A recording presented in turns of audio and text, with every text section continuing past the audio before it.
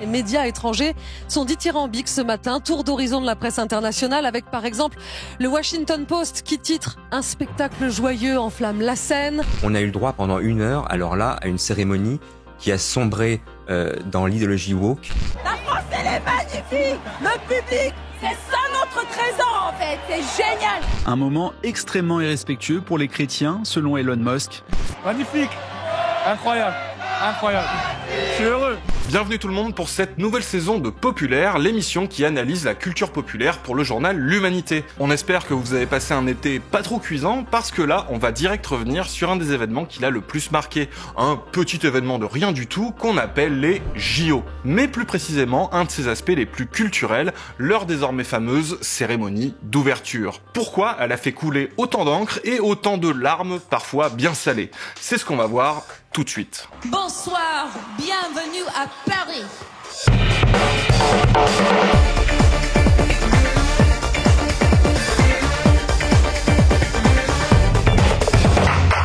Alors, le moins qu'on puisse dire de cette cérémonie créée par le metteur en scène Thomas Joly, c'est que la magie du spectacle a bien opéré. Tout le monde, y compris à l'international, en a parlé. Beaucoup avec un sacré enthousiasme, d'autres un peu interloqués. Et vous avez vu, même des gens qui depuis des mois étaient sur le mode « Alors moi j'emmerde les JO, j'espère que ce sera le sbeul, Macron, explosion », d'un coup, on mis ça de côté pour dire « Ah ouais, tiens, ok, ça c'est pas mal ». Et puis alors, bien sûr, d'autres ont juste lâché la rampe. Après, effectivement, c'est pareil. C'est vrai qu'il y avait ce monsieur, cette dame, je sais pas comment on l'appelait, sur le pont là, qui rampait. Une femme à barbe. Oui, je pensais que c'était Chewbacca, vous savez. Alors ici, on va pas tant y aller de notre petit avis sur tel ou tel aspect de la cérémonie, mais plutôt sur les réactions à celle-ci, en ce qu'elles disent de plus intéressant sur notre moment culturel que la cérémonie elle-même. Réaction étant dans beaucoup de cas un terme particulièrement approprié, tant elle semble avoir vraiment provoqué des réflexes conservateurs, voire réactionnaires. La cérémonie d'ouverture des JO est une honte. Nous avons le suicide de notre pays devant le monde entier. La scène avec les drag queens et la décapitation de Marie-Antoinette ajoute l'infamie à la laideur. La France de Macron et du wokisme n'est pas la France. Tout ça révèle en quoi un objet culturel de ce type, c'est un exercice intéressant. Son objectif, c'est quoi au fond? Mettre en imaginaire, pour lui-même et pour les autres, le pays organisateur à ce moment de son existence, en l'occurrence, la France. Donc en soi, c'est un exercice généraliste, c'est la France qui est mise en scène. D'où une rengaine qu'on connaît bien, c'était trop politique. Ça n'était ni le lieu, ni le moment pour ça. Mais comme on l'a vu avec l'épisode sur cet autre grand événement culturel qu'est le Festival de Cannes, ceux qui font mine de reprocher le trop politique reprochent en réalité que c'était pas politique comme eux ils voudraient. Parce que là, ça a révélé de manière spectaculaire, au sens strict, une problématique fondamentale. Oui, la France. Mais quelle France? C'est quoi la France? On doit donc faire un truc consensuel, alors qu'il n'y a pas de réponse consensuelle à ça. Vu comme ça, à n'en pas douter, la version qu'auraient préféré voir certains à la place de celle de Thomas Joly n'en aurait pas été moins politique. Grâce à Hitler, l'Allemagne échappe à la menace communiste. La prise de la Bastille, une vulgaire émeute qui nuit aux commerçants. La colonisation, c'est la faute à Voltaire. Voici le type d'aberration et de caricature que vous pouvez trouver si vous allez visiter la Cité de l'Histoire. Le président d'Amaclio a donc décidé de nommer à la tête de sa Cité de l'Histoire Franck Ferrand. Franck Ferrand, c'est un animateur dit historien qui participe aussi bien à des médias tels que Valeurs Actuelles ou Europe 1 ou bien sur le service public. Le problème de Franck Ferrand, c'est aussi par exemple qu'il se dit grand admirateur d'Éric Zemmour. Il n'hésite pas en fait à présenter un roman national au service d'une droite très à droite. Sauf que ça montre que c'est pas juste une différence de vision au sens on n'a pas les mêmes rêves, les goûts, les couleurs, tout ça. Non, là se confrontent des imaginaires qui diffèrent à un niveau fondamental. Je m'explique. Bien sûr que, par exemple, ériger des statues à des femmes de l'histoire de France, c'est un acte politique. Tout comme c'était un acte politique qu'elle n'ait jamais eu de statue érigée. Mais un imaginaire conservateur peut faire comme si ce n'était pas le cas, puisque c'était comme ça, donc c'était normal, c'était le statu quo.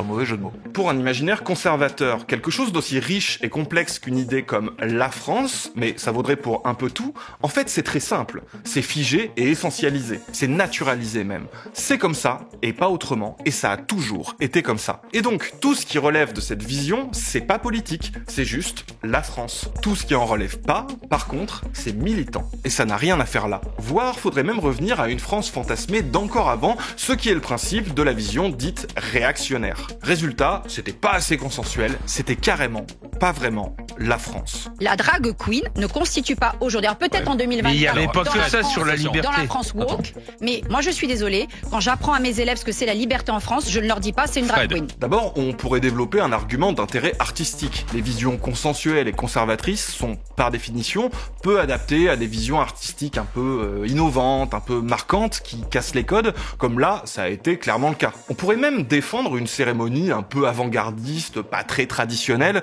qui serait pas sur un imaginaire typiquement franco-français classique. Mais là, même pas besoin d'aller sur ce terrain en fait. Je suis désolé. Objectivement, et oui, je dis bien objectivement, c'est un des trucs les plus français que j'ai jamais vu de ma vie.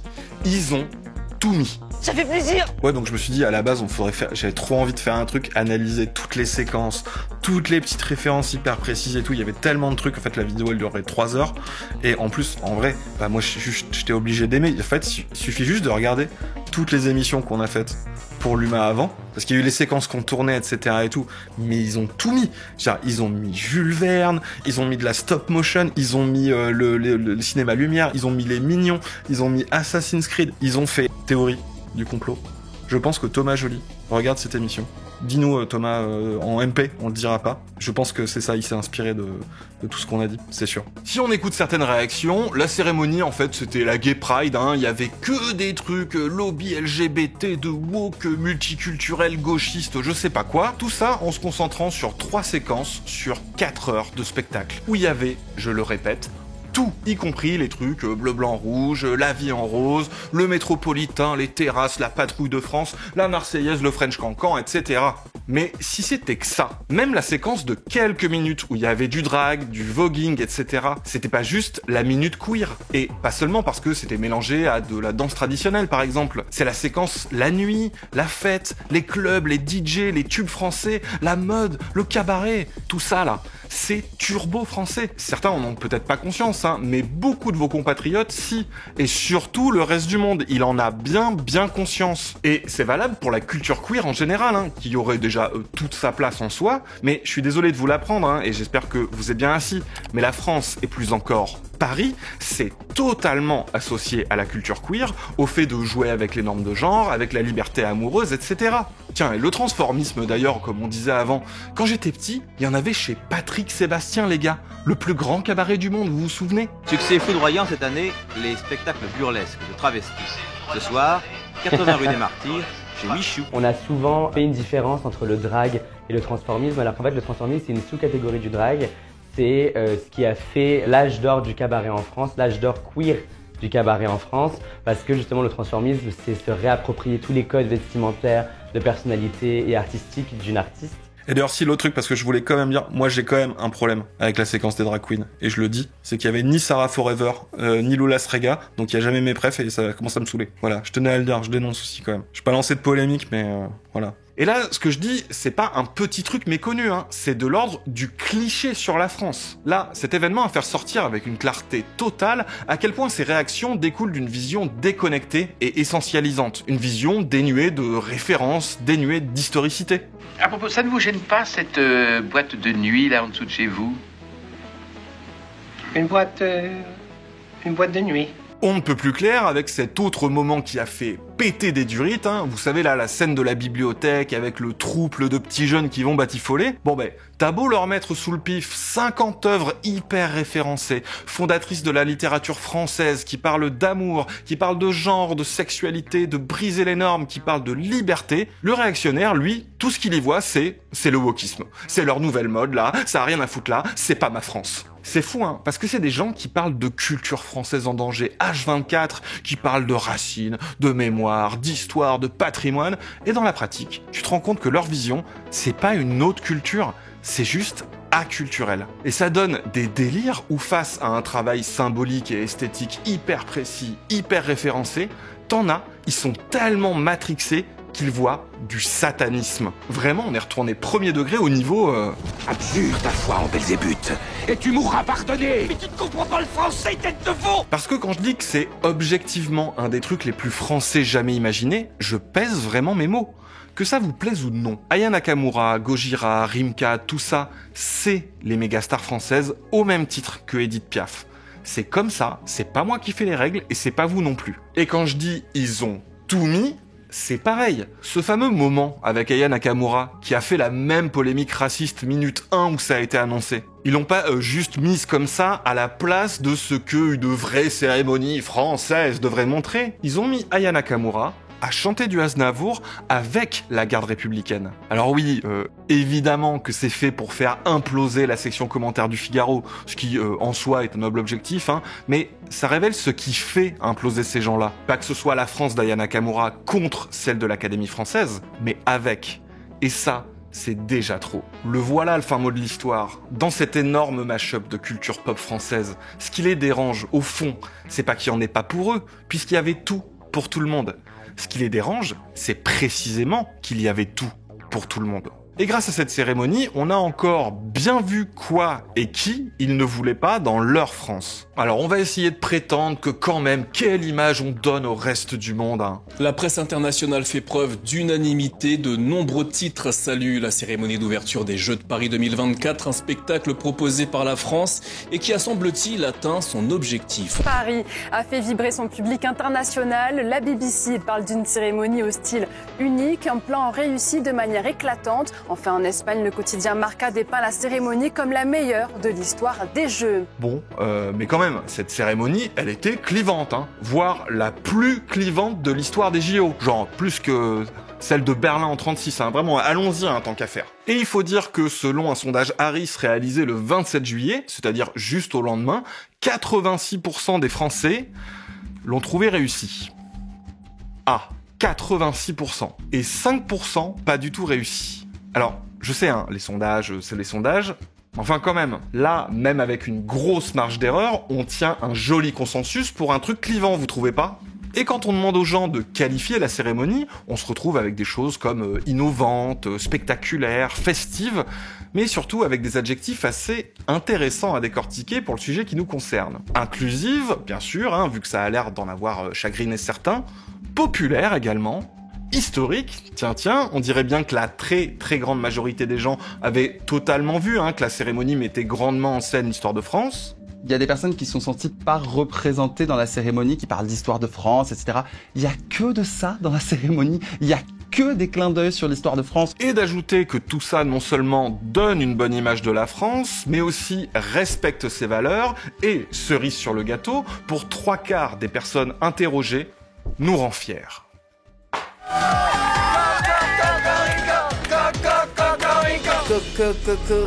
Un peu comme si tu montres un spectacle comme ça aux gens, aux vrais gens, pas aux éditorialistes de plateau ou aux fous furieux sur Twitter, eh ben ils sont contents, ils trouvent ça cool, ils se sentent représentés, ils communient comme ça, là, massivement, dans le kiff, comme c'est censé être le cas dans un grand événement populaire. On est plus nombreux, je crois, à vouloir vivre bien ensemble, mais on est moins bruyants. Mais le soir de la cérémonie, on a fait du bruit. Ce bruit-là, en tout cas, a été le bruit qui a pris le pas. Et c'était, je crois, un apaisement. Ouais. Parce que là, on parle quand même d'un événement qui a réuni 24 millions de spectateurs. Et je parle pas non plus des millions de vues après coup sur les réseaux, sur YouTube, etc. pour différents moments forts. Alors, d'où elles sortent ces polémiques si elles ne naissent pas naturellement de la société ? Ça révèle un dernier aspect très intéressant du moment culturel.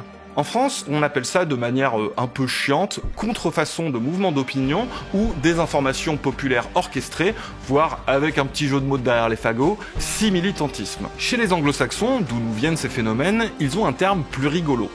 AstroTurf, du nom d'une marque de gazon artificiel.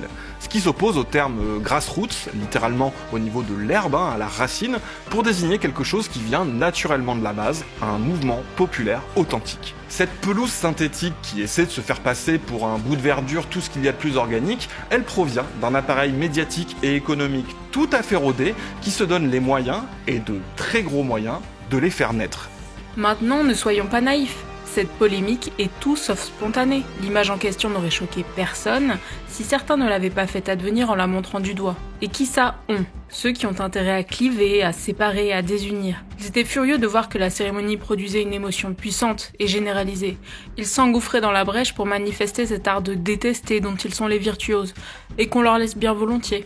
Et attention, c'est pas une théorie du complot, c'est tout à fait public et concret. Cet homme qui a fait fortune avec Smartbox a décidé de mener la bataille culturelle tout seul, tout à ses convictions catho bien tradies. Contre les droits des femmes, pour les écoles privées hors contrat, pour une réécriture tendancieuse de l'histoire de France. Il a mis sur pied une galaxie qu'il appelle du bien commun, un fonds philanthropique au service de ses bonnes œuvres. Drôle de paroissien, drôle de patriote surtout. Il a fui le fisc français pour partir en Belgique en 2012. L'Institut de formation politique, l'IREF, l'IFRAP, Contribuable associé, l'Institut des libertés de Charles Gave, que vous connaissez peut-être. Tous ces trucs-là font partie du réseau Atlas.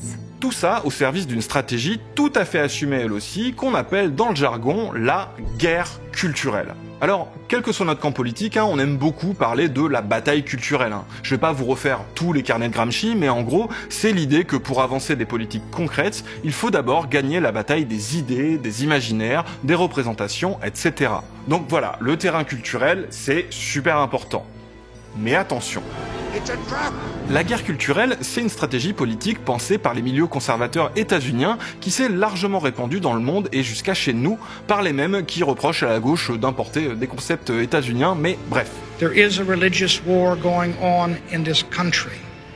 It is a cultural war as critical to the kind of nation we shall be as the Cold War itself, for this war is for the soul of America.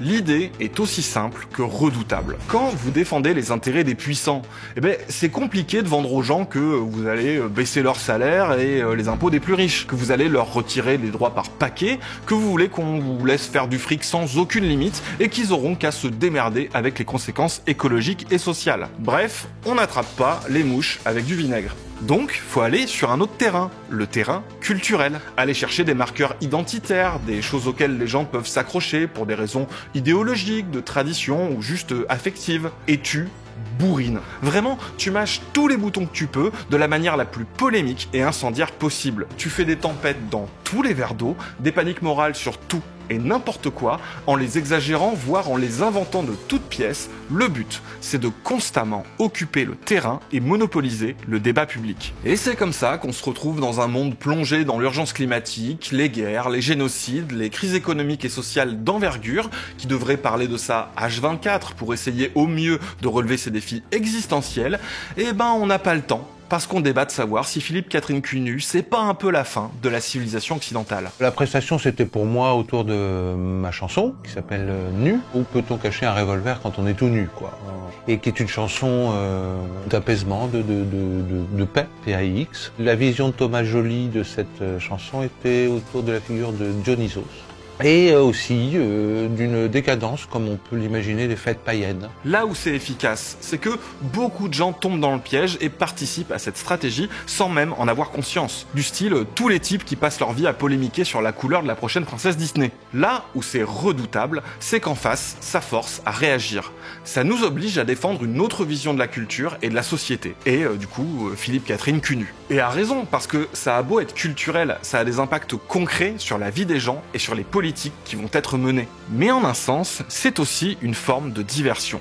Reprenons cette cérémonie. Vous avez bien vu que ce grand spectacle a totalement déplacé le débat public au sujet des JO. Comment toutes les questions matérielles autour de l'événement ont été mises entre parenthèses. Les problématiques autour de l'impact écologique, les SDF et les étudiants virés, le prix des places, Paris mis sous cloche, la surveillance des militants, les conditions de travail sur site, j'en passe et des meilleurs. Et au fond, pas que les JO. La France elle-même. Puisqu'évidemment, un truc comme ça contribue au soft power et à l'aura du pouvoir en place. Même si, apparemment, les gens étaient pas dupes. Je proclame ouverts les Jeux de Paris Mais quelque part, on se retrouve à défendre l'illusion d'une France avec un vernis et tous les washings imaginables sur la France de la Macronie et de l'extrême droite aux portes du pouvoir. L'illusion d'une France sans racisme, LGBT-friendly, sans violence policière, sans impérialisme. On ne devrait pas abandonner les guerres culturelles, mais pas non plus mordre à l'appât. À la place, on devrait construire une culture politique autour d'objectifs communs qui s'attaquent aux problèmes concrets. Une politique organisée autour de ce qu'on veut construire pour nous et nos enfants, plutôt qu'autour de ceux qu'on déteste. Au fond, cette dissonance est très résolue si la France correspondait toujours à ce qui nous touche dans cette mise en scène. On en parle souvent avec la panthéonisation, c'est la même chose. Manoukian, on l'adore, c'est notre mémoire à nous. Mais en même temps, quand Macron veut panthéoniser Manoukian, ça nous met hors de nous parce qu'on se dit, il va récupérer une figure qu'on aime bien et donc la dénaturer, etc. Mais en même temps, quand on regarde les livres d'histoire, on aime être dans l'histoire. On aimerait que Manoukian soit dans l'histoire aussi. Et ça passe malgré tout par la panthéonisation notamment. Donc on est toujours un petit peu partagé par ça. Et les Jeux Olympiques, c'est la même chose. C'est une institution mondiale, internationale. Et là, c'est la France. Donc comment dire, ça touche le pire de nos affects, c'est-à-dire on veut être représenté. On dit, waouh, c'est les Jeux Olympiques. Et donc moi, mes affects, quand je vois Aya Nakamura qui chante Pookie, je suis trop contente. Ça, c'est mes affects de meuf qui veut être représentée. Et je suis en mode, waouh, incroyable. Donc, on peut se servir de ces affects pour se réconforter. Et on y a droit quand même, on va pas bouder notre plaisir. Et la popularité de cette cérémonie vient sans doute aussi qu'elle ait été vécue comme une petite bouffée d'air dans un moment irrespirable. Mais pour sortir du piège de la guerre culturelle, il faut mobiliser ces affects pour arrêter de faire semblant et construire dans le réel. En faire un horizon vers lequel on avance, sans quoi, c'est pas un horizon, c'est un mirage.